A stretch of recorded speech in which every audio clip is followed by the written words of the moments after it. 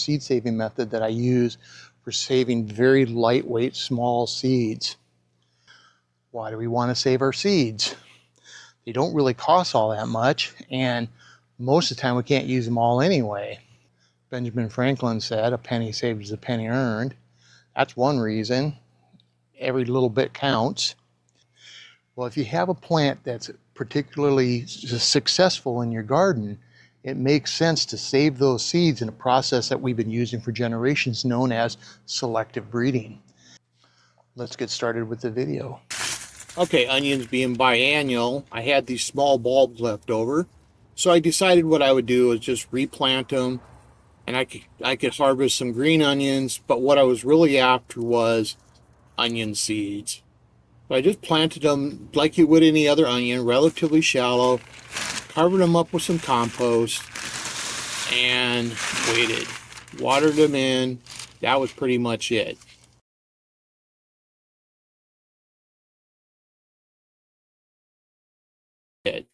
By July, I had these beautiful onion flowers, and if you haven't seen an onion flower, they are stunning. They really are.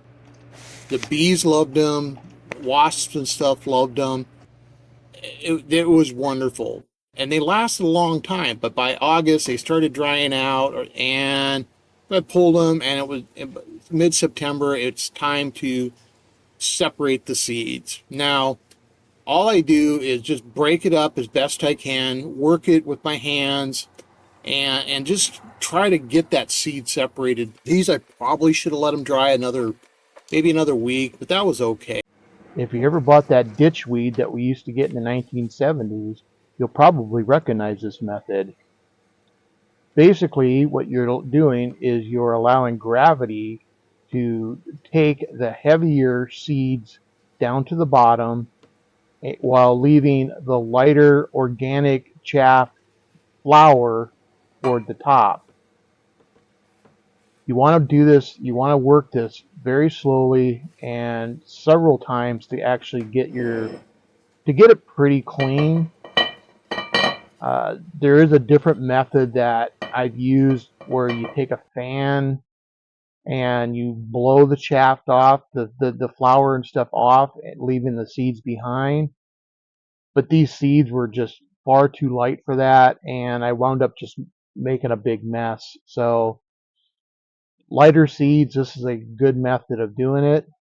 You will wind up with 2 bowls of relatively well separated seeds and the rest of the organic material that you don't need.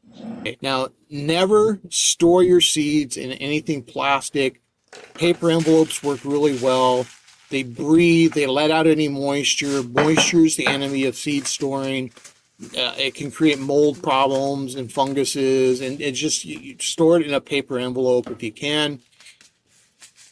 That's the best way. Now, there's too many seeds left in here to throw in my compost, so what I did is I took them back behind the garage, I threw them in with the sunchokes, and I took a handful of it up front and I put it in with my artichokes. So what did we learn in this video? Seed saving can save you a little bit of money. It's simple. It has benefits to creating better and more productive plants for yourself. And it's kind of a fun part of the journey.